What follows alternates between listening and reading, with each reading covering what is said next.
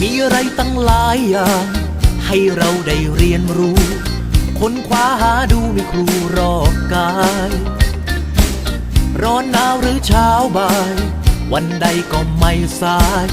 ความรู้มากมายมีอยู่รอบตัว